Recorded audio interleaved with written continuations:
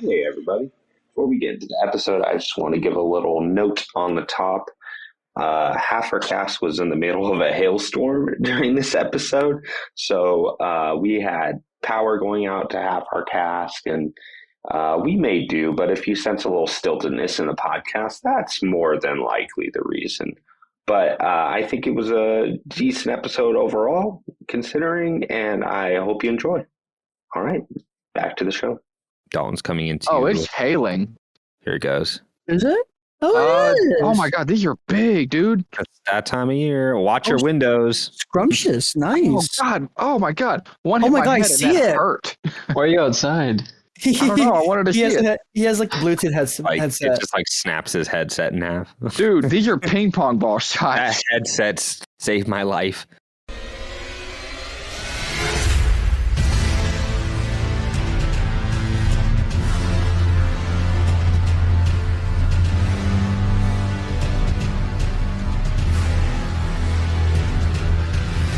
Hello and welcome to Big Bandit Gaming. This is our second episode and it is all about Elden Ring. So I'm Troy, your host, and today we have Izayah. Hey, what's up? Hey Izayah, how you doing? Doing great. I learned that I'm allergic to grass from my doctor yesterday, or like actually last week, so that's fun.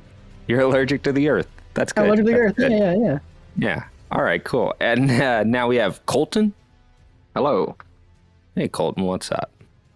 Oh, nothing. Playing Elden Ring. Yeah. Well, that's good. That's good. It'll help you this episode to have played Elden Ring for sure. Oh, well, good. Yeah. Glad I did it then. And Josh. Hey, how's it going?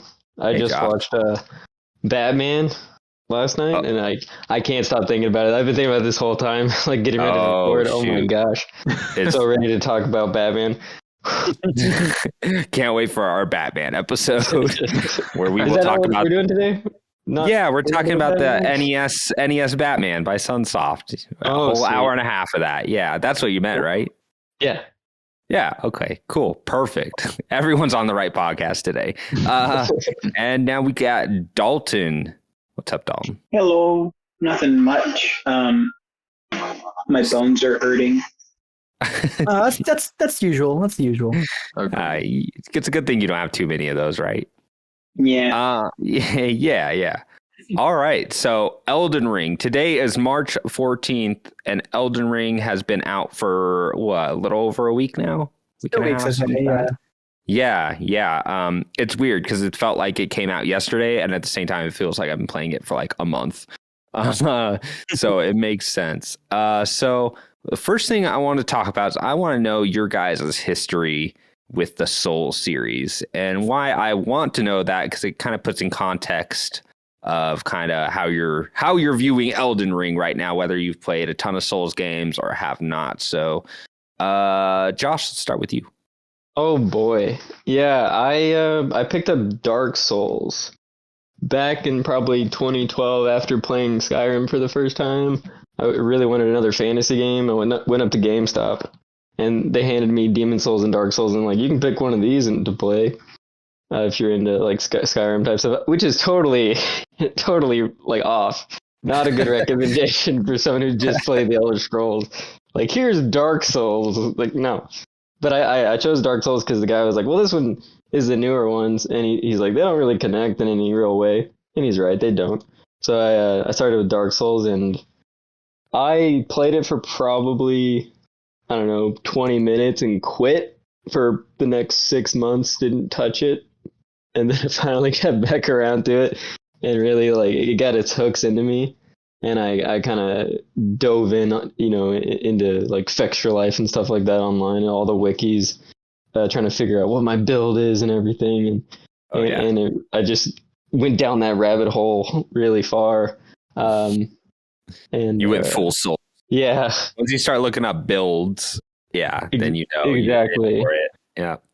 Yeah, I think the first Dark Souls I did a pyromancy build to make my way nice. through. Yeah. Yeah. That's Everybody said use magic, but I was like, no, I want to use fire. You're like, I'll use the fake magic. Fire. Yeah. For sure. And then after that, I mean, what Dark Souls 2 came out after that, but I don't think I played that one when it came out. I think I waited for the Scholar of the First Sin. Yeah. So I think I picked up Bloodborne next. I think that was my second FromSoft game, which is kind of weird thinking back because I thought I played more before then, but guess not. Yeah. So I guess it was Dark Souls to Bloodborne, and then eventually got around to Dark Souls 2, and that one I liked a lot more than I think a lot of other people. But Bloodborne still is my all-time favorite game. Spoilers for this Elden Ring discussion. And then I didn't really play Dark Souls 3 at first, and I kind of skipped over Sekiro. But I did go back to Dark Souls 3 and thought that it was really, really familiar. And I don't think I really dug that one as much as the first two Dark Souls or Bloodborne. Am I missing a game? Is there another one? No, I think that covers it. I think last episode you did mention you played the Demon Souls remake recently. Oh, correct. Yeah, I'm not as fond of that one. Oh, I did want to shout out Neo, because I think that would be my aside from this discussion, I think that was previously my second favorite of all these types of games, even though Neo's not by FromSoft. Yeah, Neo plays great. So I haven't played Neo 2. Yeah. And then of course, sorry, I also want to shout out Hollow Knight, even though it's not in the same realm of the three dimension. Not exactly, but it does a really good job at capturing those themes, though, right? Exactly. It feels like a 2D replication of Dark Souls, and I really appreciated that game. Yeah, for sure. All right, Izayah, what about you? What's your experience with the Souls series up to this point? It actually goes hand in hand with how I first got into Uncharted, because Uncharted was one of the first few games I got on my PS4. Not only that, I think that same month I got that game, my PS4. Bloodborne was the PS Plus game for free. So Bloodborne was the first. And my golly, do I love it. It was really, it's kind of simple in design. It's just kind of dodge and hit. But I think with that design in mind, we're able to make things quick reflexes and whatnot more of a challenge and more of a priority. And it was just so much fun. Just getting to this world that feels like I'm straight out of an Edgar Allan Poe poem right now when I play that game. And that'd be my first game and my first exposure to Dark Souls and whatnot. A lot of people, sure, yeah. Oh yeah, it was a really great introduction, and it felt so much fun. And then I think at Christmas down the line, got into Dark Souls 1 Remastered, and goodness, I had to start over because I just couldn't jive with my character, but also how I was playing the game. So after a restart, I finally found that love, that sort of fire that other Soulsborne fans got, and it had me on my bed just 2 days straight, just playing that game, all the way to I forget which Londo is it. It's the one with the Golden Brothers. The Golden Brothers. I call them the Golden Brothers. Yeah, dude. Yeah, I'm gonna look up the wiki right now. Dark Souls wiki, Golden Brothers. little Golden Brothers. Otherwise known as Ornstein and Smog. Yeah, gotcha. I actually fell so in love with them. That boss. Mo. Yeah, well, honestly, most people haven't finished Dark Souls 1 because it has kind of a famously bad 25. The last 25% is not all the way there. There's just big empty fire dungeons and stuff. You're oh, this sucks. So a lot of people did not finish that one, and probably for good reason. Yeah. But cool. What about you, Colton? I probably have the shortest history with the series. Really, the games came out and I heard about them. People liked them, and then just seeing clips of it, I was always somewhat interested, but I was too busy playing other games, and I always told myself, it's probably not my type of game anyways. I finally did get peer pressured into playing Bloodborne. I don't know how many years after it came out by all of you. and I actually really liked it. There was that learning curve that took me a little bit, but I felt like once I got past that learning curve, I was making more and more progress in that game every day. I never finished it though, and I wish I could tell you why, because I was enjoying myself. I was having fun, but I never finished it. I was probably about 25 hours into it though by the time I stopped. Yeah, and that's like a lot an ongoing theme with people play Souls games. You have to be in a very specific mode, like a very focused mode to be able to do it. Is not just like after work, just gonna. I mean, to some people it is once you get there, but until you get there, you're not just. It's not like a relax game. You have to be in the mood. Mm-hmm. But awesome, yeah. So for me, it's funny because I'm going to talk about Uncharted 2 again. So Uncharted 2 came out in 2009, and that is like a very important game to me and one of my favorites. But it was not my game of the year that year because that was also the year Demon's Souls came out. So I saw the IGN review around the end of 2009. And what kind of like really drew me in is they were showing the like really unique multiplayer mechanics.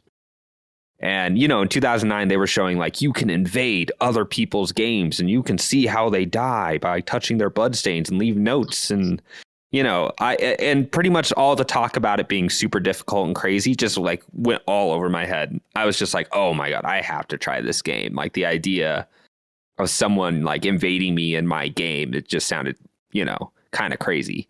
In a way, it still is. There's still not a lot of games that do that sort of thing. But so Demon's Souls, fell in love with it. I pretty much loaned out my PS3 copy of that game, like probably like 20 people over the years, and was just that guy that was just like, you have to play this game. You have to play this game. Like it was kind of a revelation to me.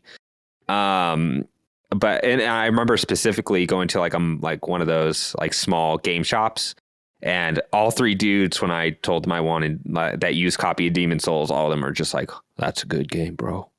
Yeah, I was like, "Okay, that's cool." So yeah, Demon's Souls, like very important game. It kind of changed after I played Demon's Souls. It kind of changed the lens of a lot of different games for me. Where I was like, "Wow, this game's okay, but it's no Demon's Souls." Or whatever. And then after that, so I finished Demon's Souls before Dark Souls was even announced. Like I was still typing in Demon's Souls 2 into Google, like before Dark Souls was officially announced. Like, yeah. And so I remember Dark Souls getting announced and kind of I remember it being a bigger deal online than Demon's Souls would, because it started to like get a cult following. So I remember picking that game up at midnight at a GameStop with just like 5 other people. Like I had been to like a Call of Duty launch and that was out the door. And for Dark Souls, it was like 5 other people in this room, 5 like really nerdy looking dudes. And I'm a real nerdy looking dude. So for me to say that, they were like, I was like, wow, okay. In my head, I was like, this game's going to be huge. And then I went to the launch and was like, okay, well, a few of us like are, going to get this game. But that kind of goes in the conversation with Elden Ring now. That was comparing it to a Call of Duty launch. But maybe we'll talk about that later. But after that, like, every Souls game that has come out, I have, day one, I've been there. I've beaten them all within a month, except for Dark Souls 2 specifically. I had to take a break in the middle of that one because it wasn't driving with me as much, which is like what Josh said, which is the normal. Do you think the corrections they made to Scholar of the First Sin were like? I think it would have helped. I think it really would have helped me get through that game originally. Did you not ever play the? I did. I only played like 10 hours of it because I put 100 hours into the base game of Dark Souls 2 on PS3. Jeez, so the idea of going back was like, I will try this out and be like, wow, this runs great. So what a lot of people don't remember about Dark Souls 2 is that came out on PS3 and 360 when the PS4 and Xbox One were already out. And it ran bad. Oh, okay. Yeah. The Scholar of the First Sin came out a year later. So they were developing that as a new system was launching. So and my brother got the PC version and I was watching him play that and I was like, wow, that looks a whole lot better. So I should have really waited, but there was no way that was going to happen. But Bloodborne, obviously, it's kind of has a status of one of like those games of all time, sort of things. So that's a big one. And the game that's really grown over me over time is Sekiro. I think Sekiro ends up climbing my Souls rank. And just games that game just really stuck with me. It remains the number one game on my backlog. Yeah. Sekiro, more than anything else, has to... that game gives you no wiggle room. You will play Sekiro the way FromSoftware wants you to play from, a Sekiro, and there's not really another option. So that one specifically, you really have to meet it at its own terms. And is sometimes, if it doesn't click, it clicked for me probably around 20 hours in. I was like, I've been playing this game all wrong. And then the minute I kind of figured it out, it was kind of smooth sailing from there. But that was the biggest brick wall, was that game. And so, of course, played the Demon's Souls remake. I had replayed that game so many times in my life that I beat that thing in like 19 hours. It's not long. It's not long already, and especially if you know where everything is and what to do, it's real fast. But I will say, before we move on, because this is not a podcast about the whole Soul series, Demon's Souls still is my favorite boss fight, which is a monk. And again, this was their first game on PS3 with all those cool online mechanics. The monk will grab other players that put like summon signs down and will make them the boss of that area. And they wait for you to come into it. So, oh, that's kind of cool. Yeah, so that's in the what's the prison called? Tower Latria. The end boss of the Tower Latria, you always play against another player. Unless you play offline, then there's just this generic dude. And it's really easy.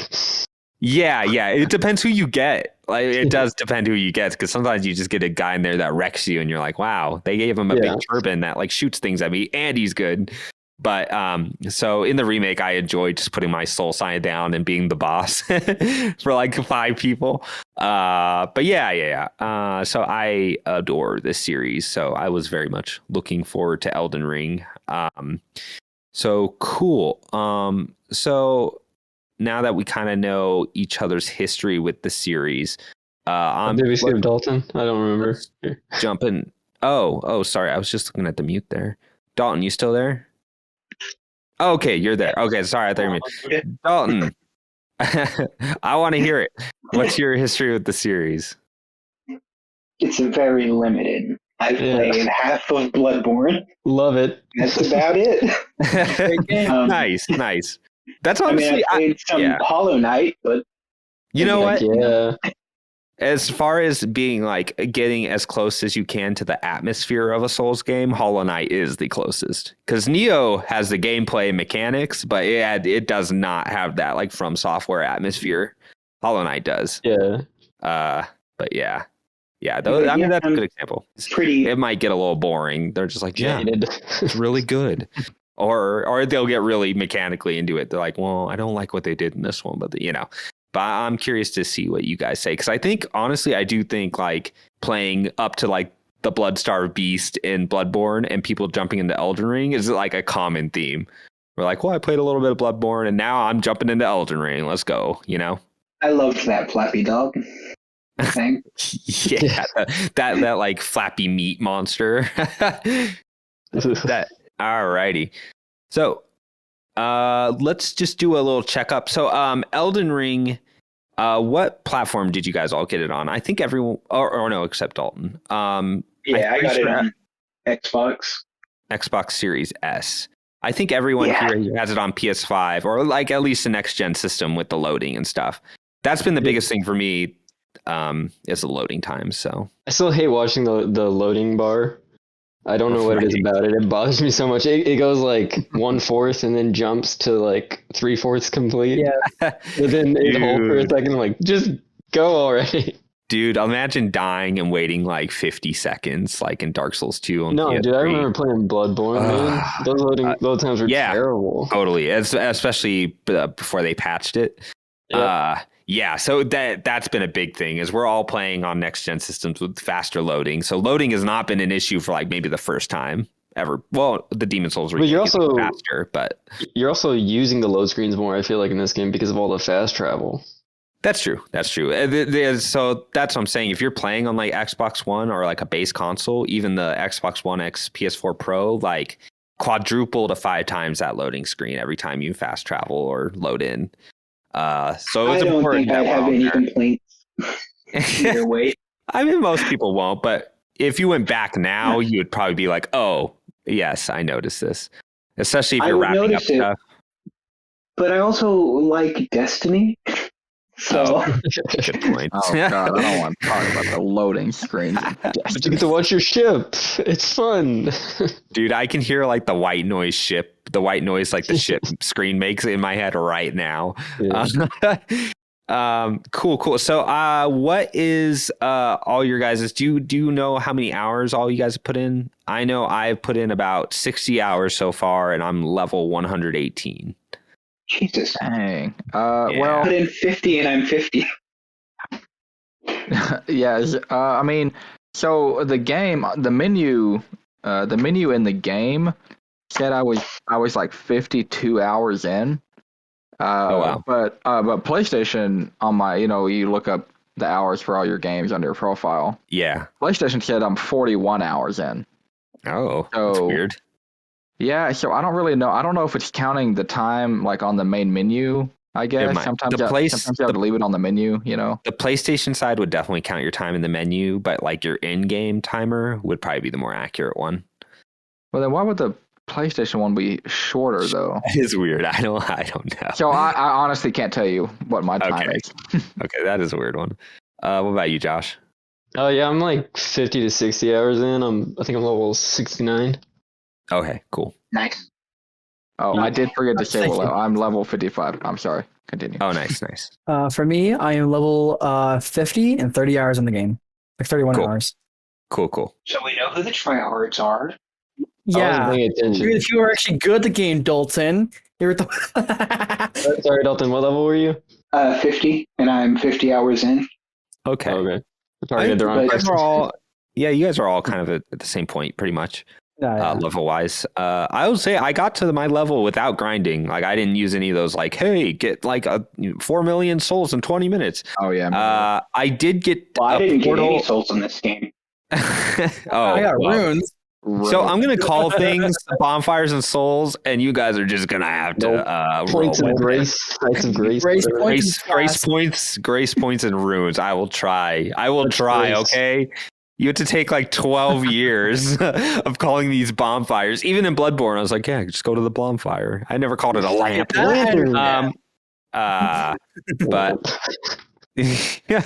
But I did at one point get a portal that shot me to the north, which like all those little dudes give you like 1,000. So I think I did grind about 10 levels, but I'm still like 118.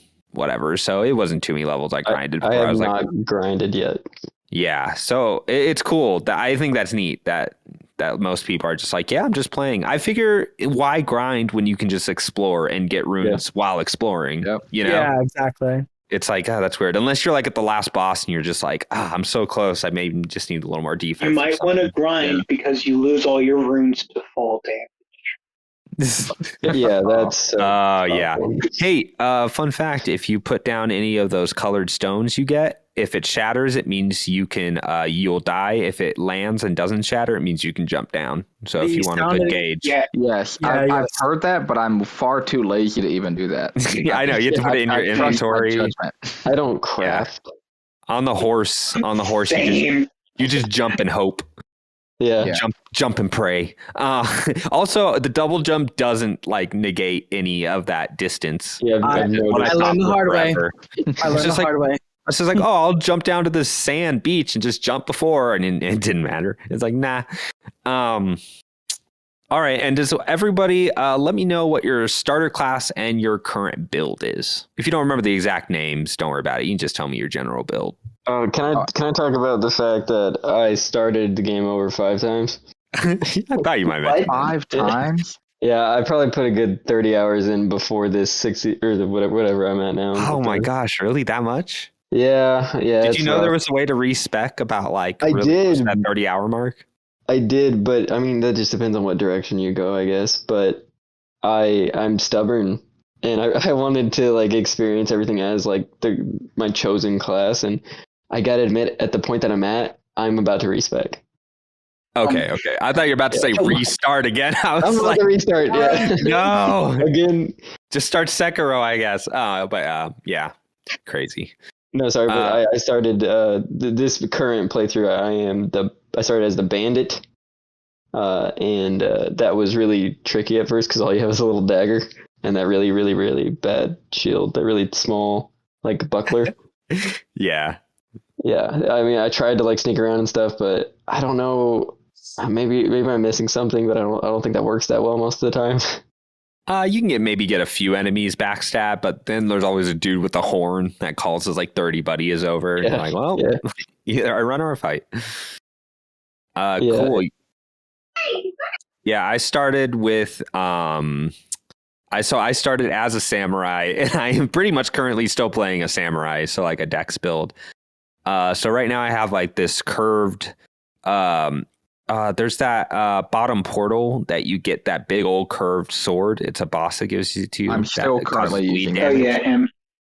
Yeah, I have his big sword, and then I have a katana and the kind of little katana. I forget what they're called, but you know, I'm a samurai. Uji-katana. It's an Uji katana, and then but there's like a little dagger shaped katana that like most samurai have. Oh, I didn't know that was in this. Yeah, so you can two-hand, and that does combos, and that causes bleed damage too. Okay. So it's pretty sick. I can just like layer damage really fast with those two. Or just do kind of big, like almost like strength build damage with that big old sword with bleed. So that's kind of my build right now. It's just a dex, melee, sometimes bow. But I haven't been using a shield all that much. I've been dual wielding or dual handing. So you're not still using the Uchikatana?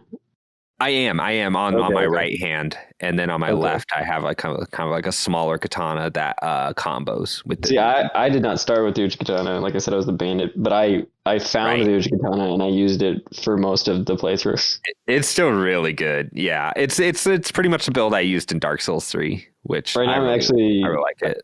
I'm actually using the winged scythe. I didn't mention that. Whoa. It's like a faith. Ooh, I have that dex weapon. That sounds cool. It's pretty cool. It's got a nice skill where you like leap up and then come down and do like a double strike. Yeah, that sounds cool, man. Yeah, there's so many cool builds. I'm a little jealous that mine's a little basic, but it's also the way I like to play these games, like a character action game. So it's working. Like a basic beat. Yep, that's me. What about you, Izayah? What was your starting class, and what are you playing as now? Or what's your general build? I'm so happy about this and how they have it. The starting class I chose and I'm sticking with today is sticking with is a samurai with the Uji katana, and I have like 6 like upgrades already on it already. And it's like my favorite weapon right now and my go-to weapon. However, I've been like thinking, I'm like, okay, if that sword, if y'all know, viewers might not know this, but like our listeners, there's a sword in the game that is like a direct reference to a manga called Berserk, very popular manga, and the main character's guts has a big, broad sword, and it's in the game, and it's like 31 strength, and I was like, you know what?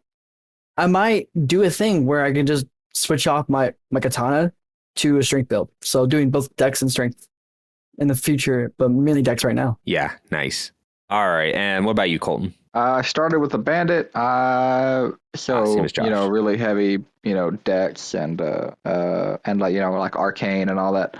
Oh, cool. So I haven't done anything too different. I've just really been leveling up my decks. If anything, I've been leveling up my decks and endurance and strength mainly. Nice. Just to kind of help with the damage and also to help with the equipment capacity. Load. Yeah. Yeah.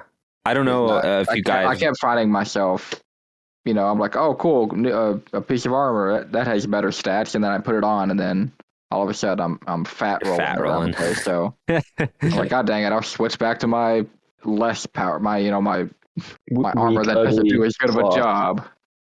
Yeah, there is a talisman out there that I found in it, and it's the equip load like plus talisman. So it gives you like 20 plus equip load just by equipping a talisman. Ooh. So I'm wearing like fat armor and still medium rolling with my greatsword. That's a very good item. Yeah, totally. I had that big brimmed like hat. Yeah, it's cool. I think it looks sweet. Uh, cool. What about you, Dalton? I started with the hero build. I forget what weapon you have when you start that, but you get a shield. I can't parry, but I really like the shield. It helps with damage negation. Oh yeah. So, Is that like the but- barbarian looking class? I think so. There's like a rag around their head. Yeah, I think so. That sounds right. I'm not sure though. Sorry. But like I said, I'm level 50 and I now have 30 in strength. Oof. Nice. Are you like doing a tank build? Just soaking up damage? Kind of. And then I put some in dex so I could use the curved great sword. But I'm also on the lookout for a great axe that I like. Ooh, cool. I like great axes. I have one that looks like a 4-pronged anchor, and that one's really fun. Dude, that thing is cool. Yeah. Yeah, I can't use that thing worth crap because my strength is like 10. But I like holding that weapon and pretending like I can use it. That's why I use most of the big weapons in the game. I'm like, I wish I had enough strength. Yeah, you like standing in front of the mirror with that. Yeah. So I've leveled up my strength quite a bit, my dex a little bit, and most of the rest has gone to endurance, just so I could have that equipment load. Yeah. For all my heavy stuff. Yeah. I'm telling you, that talisman, if you guys can find it, it's a godsend. It is nice, yeah. Has anyone else been using like magic? Because I have been using like the dragon magic and a little bit of just the standard fire, like incantations. I have some fire incantations. I think one of them is like cleansed by fire that like clears your poison. Yeah. It's really helpful. All of my magic is just attached to like ashes, where I can just swing like a holy wave out of my katana. That is really cool. Yeah. No, Yeah. So no actual magic like off like a staff or anything. It's just all connected to like ashes. Yeah, I was playing around with some of the spells that I've gotten from defeating certain bosses or whatever, but my faith and my intelligence and my mind, like it's all so low that I can't really use anything worthwhile. You should boost your mind just to get the FP for like I've been needing and stuff. because I have some really cool summons that I just can't use because I don't have enough FP. Yeah. To summon it. Yeah, and it takes a while. I mean, that mimic summon, it copies your character, its stats, and all its items it's carrying, and like heals itself. It is the best summon in the game, but you can't get it unless you beat General Radon. That's kind of the gateway to that. God. I heard about I don't want to talk about it. I did not know he was the one that gave you that. No, he doesn't. But there's a world event that happens. Oh, yeah. That's the only way you can get it. I've been watching people try to beat him on Twitch for the past 3 days, and like this is like 6 different people, and they are struggling. Yeah, don't bang your head against it because you can just come back. He's not like a necessary boss for progression. That's the most recent thing I did was fight him. Yeah, dude, that is a crazy boss. Like in the series, even it is wild. Yeah. No, he's known as like the hardest Dark Souls boss, apparently, or you mean in the whole FromSoft universe or something like that. I really think you meant worst boss. Could be both. Yeah. Yeah, I feel like I won him by luck. Like I just was able to keep my summons up. I was able to keep my distance and chip away at him. Also, by then I'd gotten a great rune that like can up all my stats and everything, and that helped, and heavier armor. So you just really have to brute force him pretty much with stats, which could be frustrating. I'm good with brute force. Yeah, exactly. Not so great with evasion. Yeah. All right. So everyone, we've been playing this game for a couple weeks. I want to know what your guys' like initial impressions of it were. Like, how were you feeling about it early on? I think for me, honestly, it's just like instant, like, okay, I'm in love. I like just the sort of presentation it gave to me and how it went about it is just, I was like, great. I have a steed. I can like just go about anywhere. I could double jump my steed. And also progression is like aim towards like how I play. So if I were to just not having a good time with like say Margit, the first major boss, then I can be like, okay, cool, I'll just go do this over here. And got upgrades. So first initial impressions, I think are just like strong, very strong for me. Yeah. What about you, Colton? Because I know you had some previous experience with Bloodborne, but I know you were kind of jumping into this, and this really takes after Dark Souls. Like this is kind of Dark Souls 4 in all but name.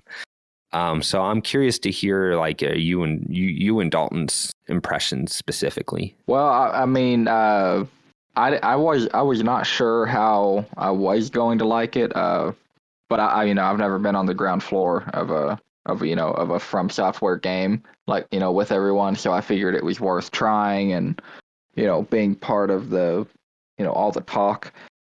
So I started it and not really knowing what to expect. I knew it was going to be open world, so that automatically made that piqued my interest a little bit. And I'm just a sucker for open world. I love exploring. I don't know, just finding things. I love it. It being a Dark Souls game, though, I didn't know how I was going to react. But upon leaving that first area and seeing the tree sentinel and knowing I was going to die, but I was like, I'll have this be my first death. I'll go ahead and get my first death out of the way. I'll try to fight him. And I did absolutely no damage, and I died, and I said, awesome, I got my first death out of the way. Cool. So now I can go do something else. And I don't know, I started liking it a whole lot really fast. Like, I mean, I started liking it way more than I thought I would, and started liking it a whole lot sooner than I thought I would. There was just immediately I just started recognizing how alive the open world felt, and just there wasn't a lot of wasted space, like there are in a lot of other open world games, and I really appreciated that. Oh yeah. And it really I never got bored. There was nothing boring to do, and to this day I'm still not running out of places that I haven't been to. And that's you won't for a while. Yeah, that's what I've heard. So my initial reaction was very positive. Cool. Dalton, I remember because we have a group chat going on. I remember you saying you weren't kind of feeling it early on when you first got the game. Has that changed at all? Kind of. I mean, it's just I have issues with grotesque appearances. Oh no. So it was really hard for me to especially play Bloodborne. Running through this game and Limgrave is fine, but once you start going to the gross place that's red, I forgot the name. Yeah, the red place where everything is literally bleeding. Yeah. Then I start to get turned off. But yeah. I mean, ultimately, I like it. Yeah. I did have a point 2 days ago that I was just kind of fed up with it. But then I found a nice hatchet. Oh, now keep you going. Yeah, I feel like that's kind of how I am with every Dark Souls game, where I will play it nonstop, and then I'll get to points where I'm just like, oh, am I getting a little burnt out? I'm playing so much, in so short a time, and then by the next morning, I'm like, okay, no, I need to jump back in. I just heard you can get this item from here. You know what I mean? Yeah, that's how I feel too. So for me, I kind of knew what to expect, and I didn't, because I had been listening to a lot of podcasts, a lot of previews. I'd been trying to take a step away from trailers, but I at least wanted to know people's opinions coming up. So I had kind of a good idea what I was kind of what people were liking about it, what I was walking into. Maybe what I didn't quite expect was how dense everything was, in a good way. Like Colton was saying, there's not a ton of wasted space, which is really cool. For a game I really love, like Breath of the Wild, there's just there would be cool things in the world I'd want to get to, but it would take me a while to get there. You know what I mean? There's kind of a lot of empty space in between. In this thing, it just feels like every time you take a corner, there's something else, to the point where, they give you tools like map your, map the map, mark the map. And, I've really been taking advantage of that to be like, okay, I don't want to forget there's something here. So I'll mark it and come back later. And I don't know. I was really enjoying it. I started doing the Dark Souls thing where I went to the castle and was like, banging my head against is it Margit? At first, at the first one? Margit, Yeah. Yep. Margit. And I did the thing where I was like, okay, I've heard this is the way you're supposed to play this game. And I just stepped away after 30 minutes of fighting him. And I decided to go south. And that's kind of the moment that game, like the magic, started working on me, is I found just this little gap between the starting area and that south area, that kind of foresty area.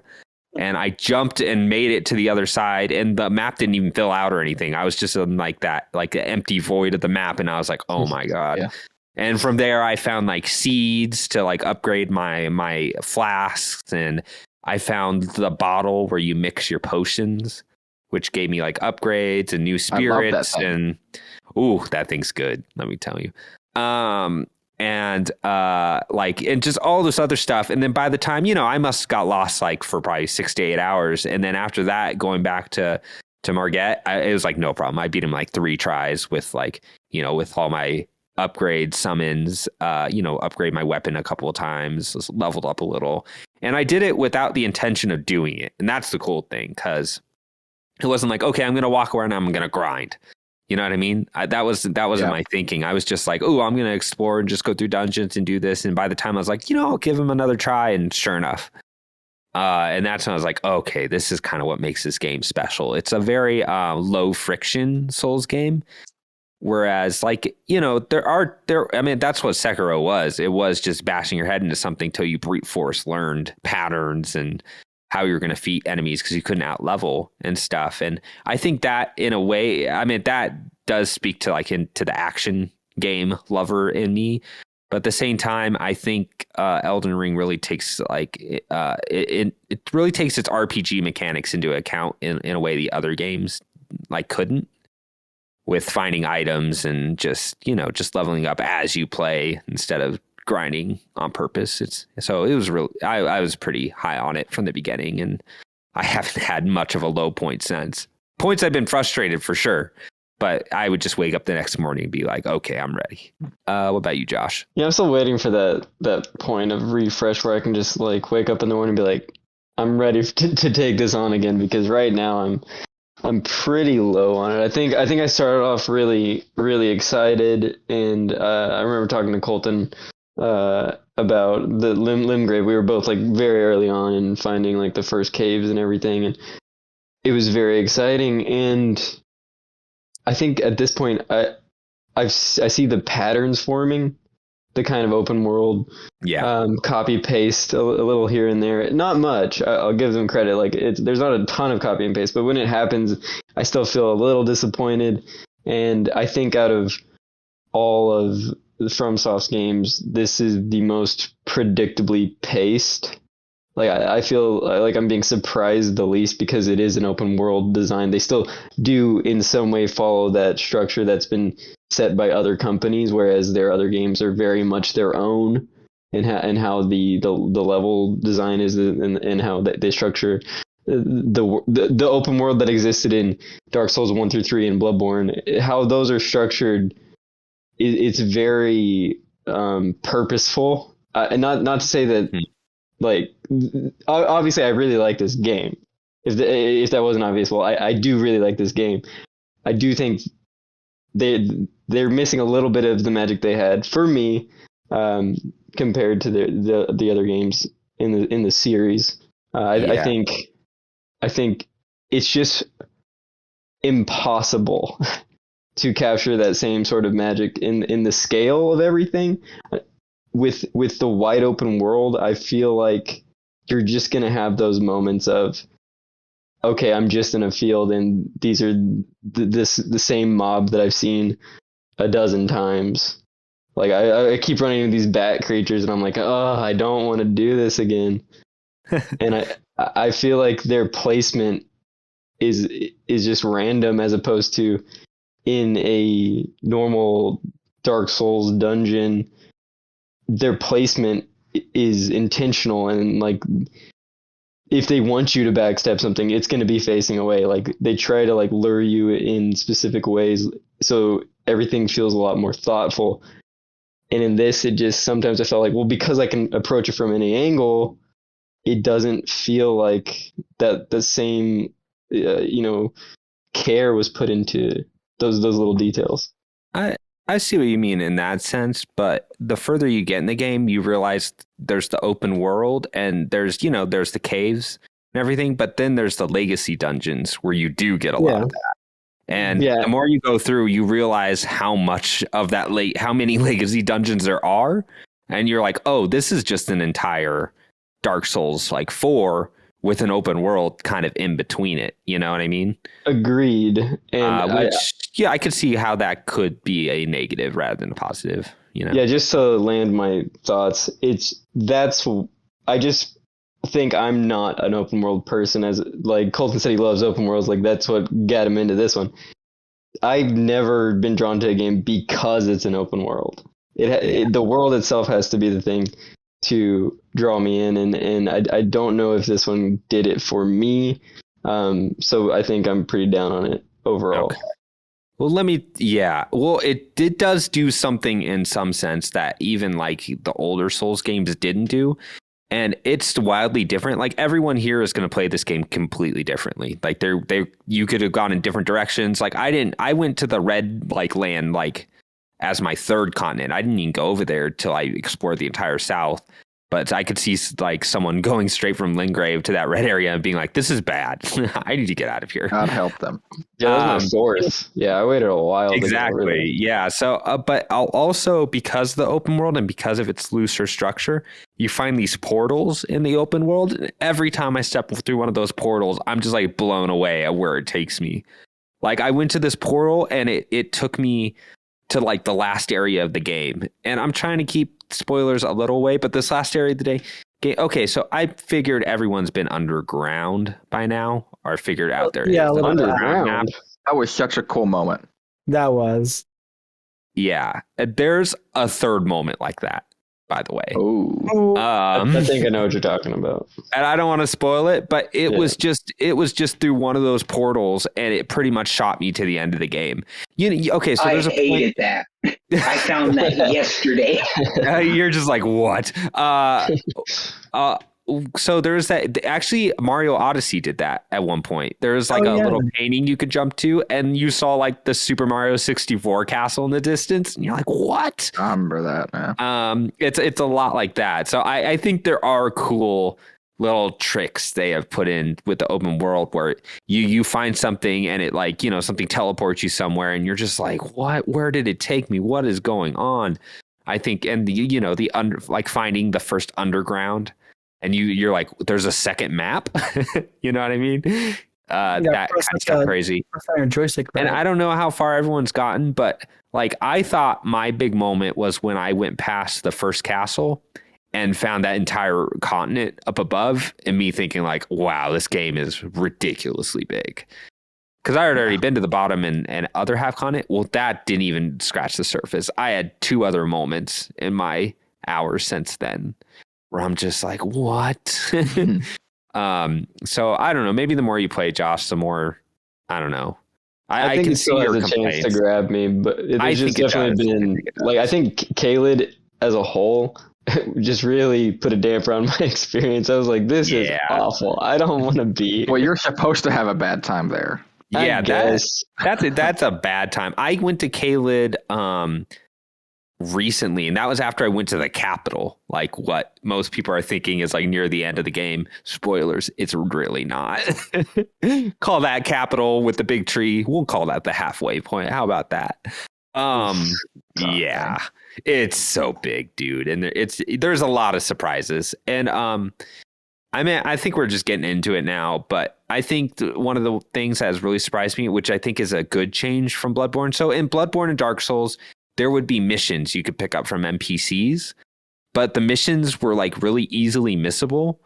Whereas, hey, if you killed the boss in this area, you can't go back and talk to this character and do their mission, you know?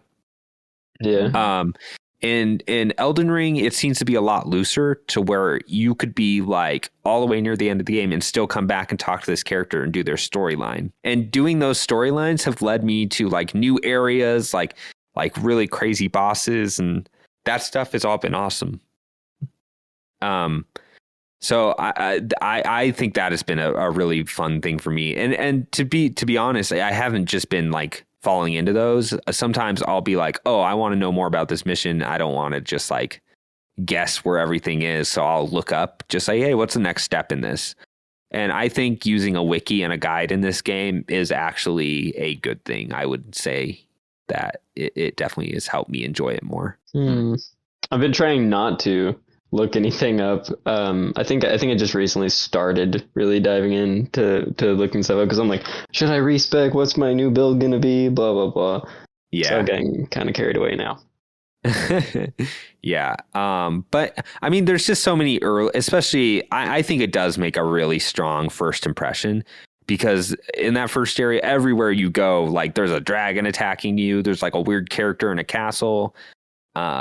I went at a certain, okay, so you know that forest to the south, or no, it's to the east. Yes. Of the starting area. There's that big forest. Yeah. I think there's a place you can go bears underground too. Yeah, there's a lot of bears. Mm-hmm. Well, if you go at night, yes. Yeah. Yep, that would be it. If you go at night to the ruins, you'll hear like a wolf howling. Yeah. And I ran into a character down there, which started me through this entire mission path that 40 hours later, We've all met this character, right? No, I have not. No. You met the wolf man? I'm surprised. I thought he was like the first or second character I met. I couldn't find him. I couldn't find him for life of me. So okay. you don't have to find him in that forest. He's part of the the person that gives you the spirit summons in that cave. She becomes more important. She has this really long quest line, and the wolf guy is like her companion, not her companion, but like one of her allies.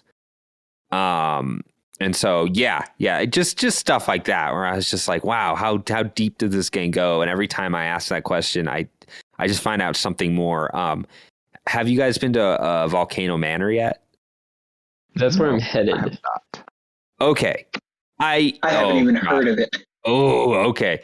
I won't say anything too specific, but I will say it's kind of the faction against the Round Table where you've been. Whoa. Cool. And there is some really cool stuff going on with that and decisions you can make. And because I've allied myself with people in the Volcano Manor, stuff in the Round Table has been taking turns. Okay. I will say that I was attacked in an unexpected area because of something I did in the game surrounding like Volcano Manor, like that sort of thing. I don't know, man. By a character I have talked to a lot or tried to talk to. And it's just stuff like that, dude. There's just I can't wait till like you guys just keep getting further and further and you're like, oh, I got, I know what you're talking about now or stuff. But is there anything you guys have like seen as far as like characters, areas, like I don't know, was there anything that surprised you? I know last night, the last thing I did last night, I forget where I was, but I found this village that I guess just got attacked. Everything was on fire. And I guess the village was made up of a bunch of old men that can't walk, so they just crawl on the ground. And they're just walking around going, oh. I found that last night too. Okay, and they kept attacking me. And I was like, okay, cool, I guess something happened here. Then I saw an NPC that you meet earlier on, and she's like, oh, something happened here. We have to find out who did it. And then I was like, okay. And then I went through and killed some more old men that were crawling on the ground.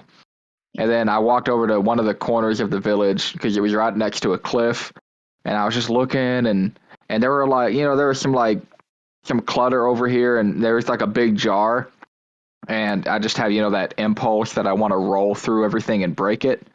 So I rolled through it, and it was like a solid object. And I said, oh, usually that's a jar that you can break by rolling into it. So I hit it with a sword, and it was like an illusion. And all of a sudden, one of those old men were like, they turned into like they turned back into an old man. They're like, please don't hit me.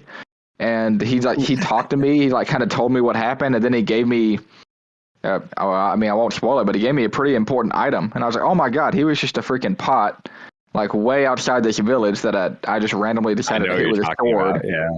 And I was like, oh See, man, I didn't have really... an NPC at that village. I had the guy in the pot, but I didn't have an NPC in front of it or in it or anything. You know that lady that helps you with Margit? The she kind of has like barbarian. Yeah, I can't remember her name. Is she the daughter of that one guy? Yep. Yeah. She will in certain circumstances she'll be in there trying to like figure out what's going on. Oh. And there's a quest with her specifically. Are y'all talking about the village that's like under the it's like the giant cliff thing? Yeah, it's under that. Yeah. Yeah. Okay. Yeah. I didn't see the boss plot. there in 5 hits. Nice. Yeah. Oh man, it's okay. It's still a real the way they do level scaling in this game. I love when games do this, when they have very specifically like starting areas where everything's manageable and then really hard areas. Because once you're leveled up to go to the hard areas and you come back to like clean up the starter area, you're just like, I am a god. You're just hitting like bosses in 3 hits and stuff. And I'm like, I love when it like especially an open world game does that. I don't like scaling levels. Which a lot of other games definitely do. Yeah. So I found a village up north. It was kind of like all the NPCs were just dancing. They were just like crazy old women dancing. And there was like flowers everywhere. Yeah, I thought it was like the Midsummer village. I was like, oh, some bad stuff's gonna go down in here. And nothing was attacking me, so I didn't attack anyone. I was able to like walk around them.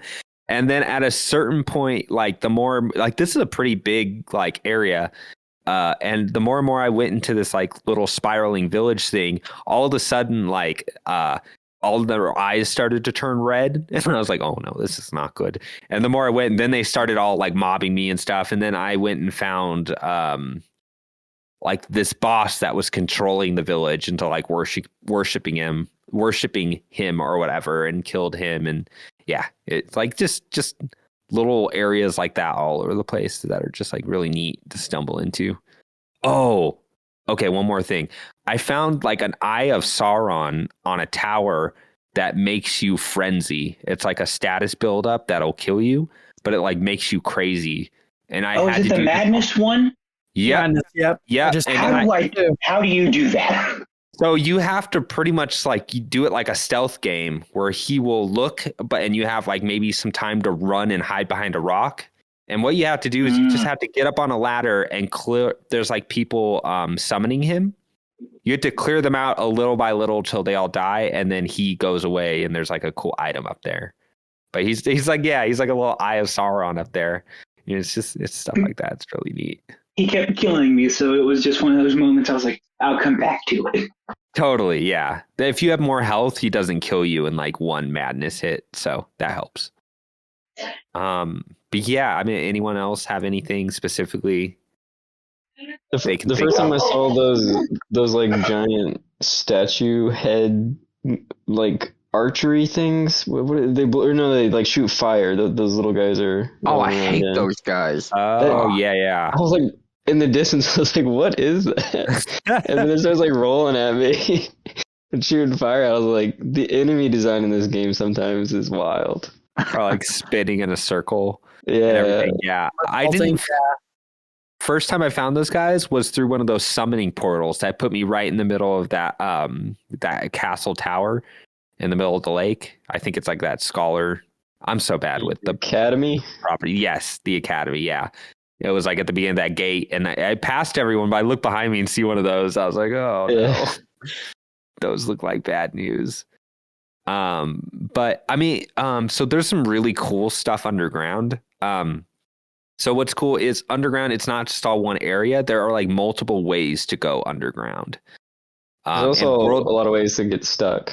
Like I was like, I can't go that way. And then Yeah, there's a lot of places you can see, but you won't be able to go to till you do stuff like till you beat certain bosses in the world, and it unlocks more areas underground in ways you don't expect to. Like I don't want to ruin what happens when you defeat a certain boss, but it's like has a whole cutscene. It's really cool, and yeah, so it's just there's just so many. Everyone found the Pope turtle? Yes. No. Oh shoot! I have not. Yes. Heard so much about it. Heard the best things about it, and I'm the only sucker who has not found it. Who's also the same sucker who hasn't gone a single sacred tier until 2 hours. Like That's crazy. I still don't know how you did that. it's like Ed, What? Same way he played Horizon. That's how he did it.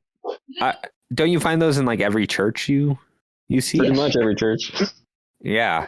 He's just like, I'm not going to church. Not today. Yeah. What was that? What I was mentioning earlier too about like coming back to bosses after I got stuff. Sorry, I was reading something there. Finding that one flask that you can mix things in. Do you guys remember the name of that? The Physic or whatever it's called. Yeah, the ball of Physic or whatever. That thing has been a game changer because it's every time you defeat the minor Erd trees, you get another thing you can mix in your Physic bottle. And it's crazy how long the statuses last on that. Like I have the regen and I also have like strength and it lasts like 15 minutes. It's crazy. Yeah. I think I've mainly used mine for like the it's like a shield, a little bubble comes up. And I think I mix up with like and I mix up with stamina, the regen. Yeah.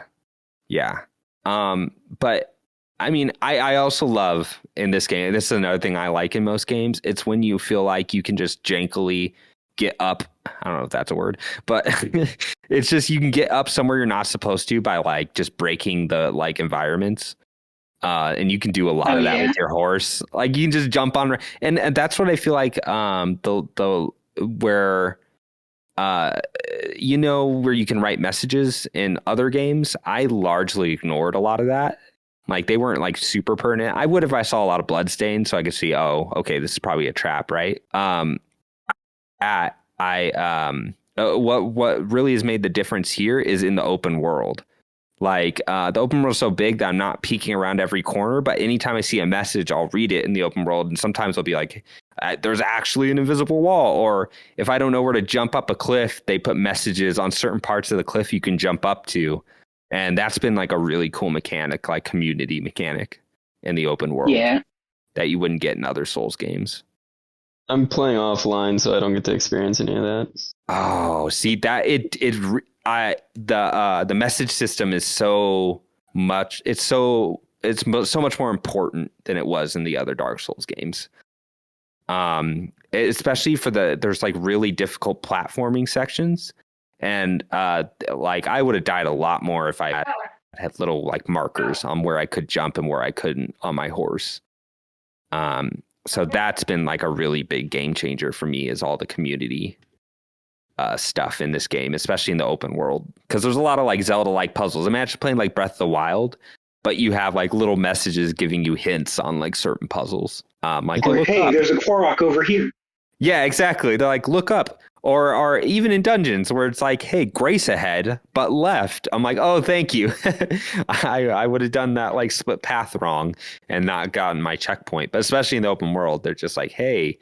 There's been a couple times in the northern area, the ice area, where there's been an invisible bridge. And I noticed like there's floating like blood stains and like messages, and it clued me into there being like an invisible bridge to this tower. Oh, do they do that trick like they did in Dark Souls, the first Dark Souls, where it's like the snow is, you can see it hitting the bridge? I think that's what it is when it was like raining. Like you can notice and stuff, but I did it in like pure broad daylight. It was just like messages saying like little more, turn left here. You know what I mean? Yeah. So all the community stuff in this game has been heightened in the open world specifically, where, not everything is like mapped out. I think that's really cool. Hey, we're back. Hey, yeah, I saw you guys. They're in the middle of a hailstorm, so and it started hailing really bad again. It just gets me, actually. Yeah. Hey, so sorry, this is interrupting the podcast, but you should probably go put some blankets over your car, because there are dents all over the cars in the neighborhood right now. I don't have a car right now, but thank you. Okay. All right. Aaron, Check this, everyone, where you have to worry about golf ball size hail maybe a Yes. couple months out of the year. That's why I still have like 20 bungee cords from that one time From in the that back one of my night? car. I just Oh helped. my I God. just helped my girlfriend's brother move with them like 2 days ago. I still have all those bungee cords. Well, hey, look, you were able to use them. Look at Yeah, that. no, it was perfect. Yeah. But I went entirely out, by the way. But yeah, Colin, we were just talking about like other things we see in the world, and I was just saying how all the messaging system in the open world has been really cool. It's Oh, huge yes, into, yeah. like, Yes, puzzles and stuff. So absolutely. yeah, I've always really enjoyed the online stuff for the Souls games, and never really having to play them. I just always, I always saw it and heard about it. But playing Bloodborne, I really liked it. But I have fallen in love with it in this game. I love being able to leave messages or read messages. I think it's great. Yeah. And it's nice too. It's a little more forgiving where you won't get invaded unless you've already summoned another person in. Yes. So in yeah. other Souls games, you just needed to be like have a body instead of being hollowed, and people would just come in and like ruin your day. In Demon Souls, I don't think it mattered. You just like anytime you can get invaded, but I could be wrong about that. But yeah, I've been enjoying that too. I've even been doing some invading, and that's been pretty fun too. I like how they're doing the summoning system. I noticed though, if you're really relying on other players, like if you like summoning other players and stuff, there's so many different dungeons and bosses that it can be hard to find people just because the player base is so spread out. It's not like a directed path. Whereas like in, Dark Souls, like, hey, every player has to come this way. So, I've run into that problem. And that's that's definitely where I think the summoning, the phantom summoning really helps, because you can get that without having to rely on other players. Oh yeah, for sure. I always summon NPC helpers, like the characters you meet along the way and stuff like that. Yeah. Oh yeah. Anytime I can, I do that every time. Yeah, that's fun. It's fun payoff too when it's like attached to talking to like certain characters at certain points, and them seeing them come help you in the boss. You're like, oh yeah, very cool. Yeah. All right. Anything else before we log off today? What's the largest amount of runes you've lost? Oh in no! like one day? No. 20,000. 20,000. Yeah, I think I lost like 36,000 the other day. Holy crap! Yeah. It takes me about 90,000 to level up now. Yeah. So I've lost about 60 in one go. I think it's probably the highest. I don't know if I'm being too cautious, but like the second I get enough to level up, I will go to a grace point and level up. Oh no, I'm with you. Okay. There have been a couple times though. I think the most I lost was 13,000. I think so far. Yeah, I was like 1,000, 2,000 away from leveling. I just needed to go kill like one thing, and then I just lost it all. I'm like, you gotta be kidding me! I think it was in that area with the it's in the underground area, I think, but the archers. Yeah. I know Those guys suck so bad. I've noticed I've lost a lot of souls by just like misjudging a jump on my horse. Especially when you're going back to get something and you're not being careful, you're just like, okay, I'm going to grab these souls back, and you just make one wrong jump and you're like, oh, guess not. Yeah, I learned that lesson in like hour 2. I was like, all right, no more running around with the stupid horse. Like, I'm going to be extra careful. I'm not just going to go jumping off cliffs anymore. Yeah. But what I'm doing now, which I'm actually really enjoying too, is that I've hit a point in the game where, from what I've heard, the later half of the game is a lot less balanced than the first half, just because I think the development came in real hot. So I'm kind of taking my time and leveling up, but instead of grinding, like I said, I have now I'm using like a wiki that's showing every boss in each area. And so I've gone to the first 3 areas and have like beaten every boss in the area now with like a little guide. And that's been a really fun way to like kind of wind down on it and still play it, because now that I'm going back to the first area at like a level 112, like most of these bosses, I'm just like double wielding my katanas and just tearing through these caves and taking down the boss and just like, okay, on to the next one. And it's been a really good time. So that's where I'm at right now. before I go more north into the end game. Before our power went out, I wanted to mention how I hadn't found a single tier until 29 hours of the game. I have 31, reminder.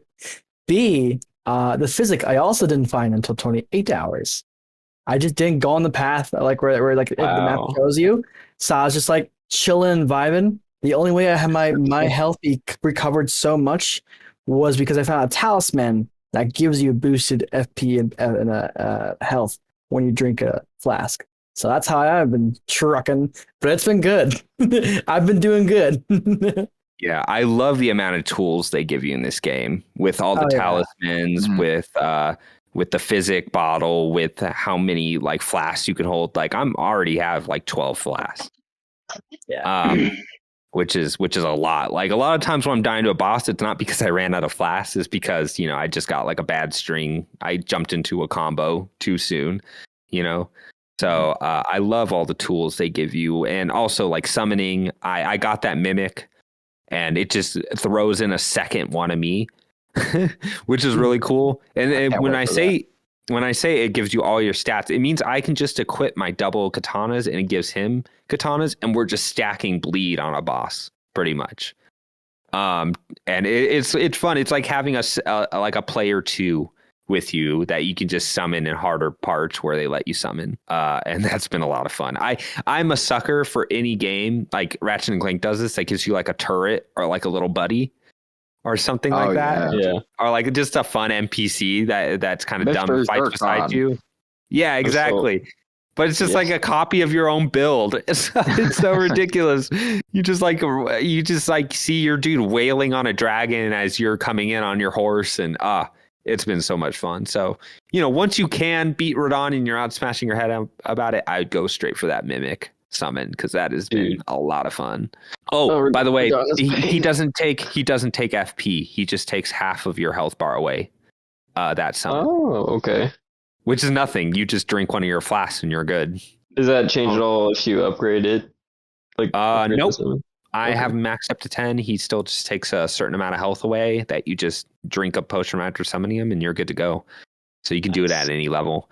Although Radon, that boss is nuts.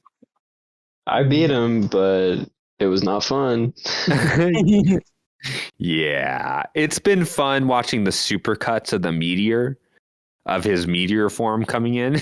Yeah. But that boss that's a weird boss. That's him? That's the meteor guy? Like a blazing sun comes at you?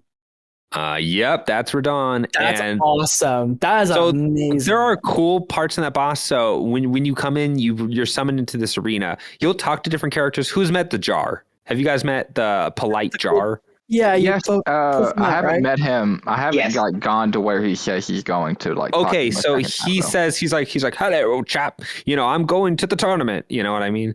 That tournament is to go fight Radon, which is that super general. And so you can a tiny mount. Yeah, he's still on this little horse. It's kind of hilarious. Yeah. But a lot of the wolf guy, a bunch of characters you meet along the way are all at this tournament.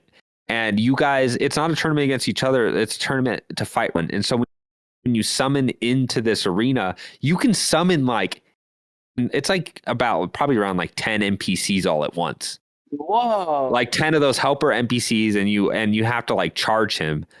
The thing is, he is brutal. Like, you have to start the fight in a very certain way, which means you have to like roll and summon, and then get on your horse and hope he doesn't hit you in some cheap way. But once all your summons come and draw aggro, then it just turns into this fight where you're just trying to get some damage in, and you can resummon people, and you just kind of have to get lucky if you're not like over leveled armor wise to take them on, which it sounds like me and Josh just did it till we like barely. I feel like I barely got him, even with all the items I got, and I got the rune. I activated my rune, which gave me +5 on every stat. You know what I mean? Dude, it took everything I had to beat him. With that boss, I either died in the first 5 seconds or played it for an hour and then died right before defeating him. That was like the whole process.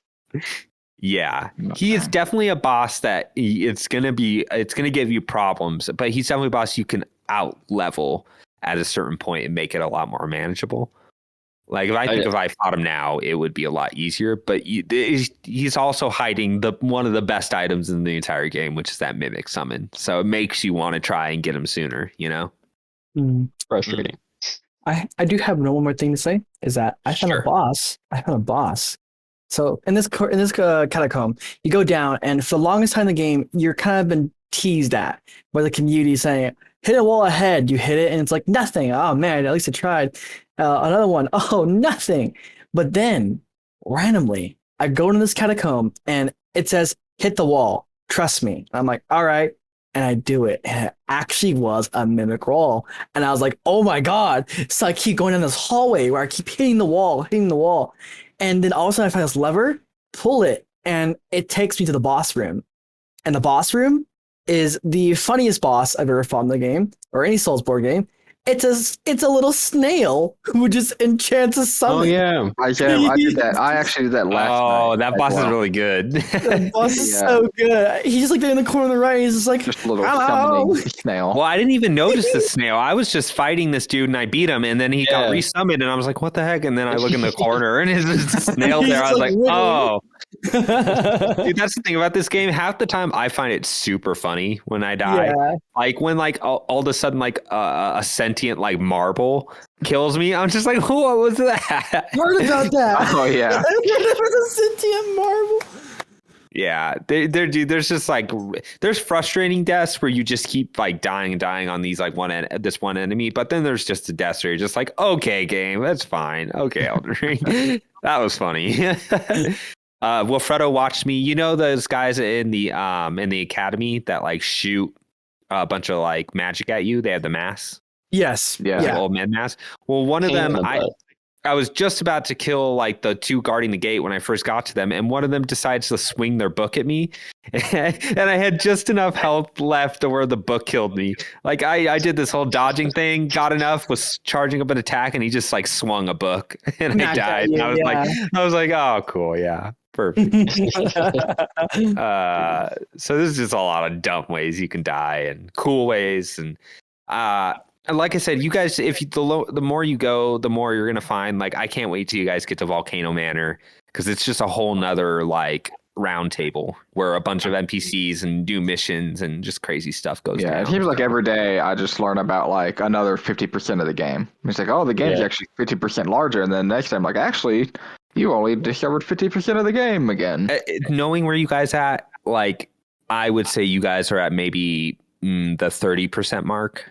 As far as seeing their whole game, I love that. Especially not up to if you're up to Volcano Manor, like not there yet. Because I think going to the capital, and I think that's where most people are saying like, oh, that's a good like halfway mark. So my goal in this game is to defeat every boss.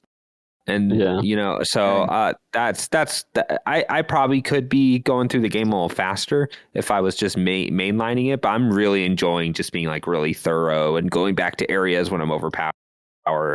And so I'm playing this game very differently than a Souls game. It's actually been a lot more laid back, which I think is going to be good for people who are jumping in for the first time, because those legacy dungeons are still like Dark Souls dungeons. Like, you're still going to have to really play that carefully, you know? I was actually, so I was going to ask for everyone who's played all the Dark Souls games, like the castles and like the dungeons like that. I didn't know how much does it actually feel like a Dark Souls game, like those specific areas, where you're running through a big castle, with all the different enemies and different shortcuts you can find. Like how it feels right.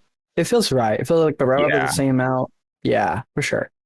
Yeah, the thing is with most Dark Souls games, they didn't have open world areas, but they definitely had like larger areas where you go into the castles and stuff. Well, but once you go into the castles, it really does feel like a Dark Souls game. Yeah. And you'll notice like that first castle, when I was going back and fighting bosses, I had no idea that there was a bunch of platforming you could do to go down to a dungeon. And there's a boss in that dungeon in that very first castle. Oh, I actually fell and I fell a long way one time early on in the game, and I swear I fell like 300 feet, and then I died, and I swear to you, I died right next to a door into that boss fight. Yeah. I was like, oh my god, there's a freaking boss fight way down there. Are y'all talking about Stormvale Castle? Yeah, the first castle. Okay. Yep. There's a basement. There is a basement, and I had to look at a guide to get down to it, and I was like, I don't think I would have found this by myself. But when going down, I saw a bunch of messages, showing jump here, down here, cool, down here. But just the idea of getting into places you're not supposed to be in a game is always a fun thing for me. And this game is full of it. I'm not expecting to be able to fight anything, but yeah. And I will tell you, there are surprises. Like, there are areas you think are safe, and you will spawn into it, and you're like, "Oh my god, something's different. What's going on here?" And it just does that to you randomly through it. So it's cool. I will say, I don't want to. It won't ruin it too much because you won't know when it happens. But I got attacked while spawning into the round table. That's all I'll say. Oilers. He's a traitor. But not in the way you're still expecting. So I really didn't ruin too much. You'll see. Okay. All right. You'll see. You might not even have it happen if you don't do like a certain things in the game. So yeah. All right. I think we're gonna wrap it up there because we're already running a little long. But hey, thank you guys for joining me, and I'm sure over our next larger set of podcasts, we will be giving little Elden Ring updates here and there. But we definitely wanted to get together and talk a little bit about it. And like Colton was saying, always after hearing people talk about this game, or after you hear, you're just like, oh, I got to get back and check out that like basement, or I got to, Yeah, exactly. It definitely gets you to be like, oh, I need to look that up.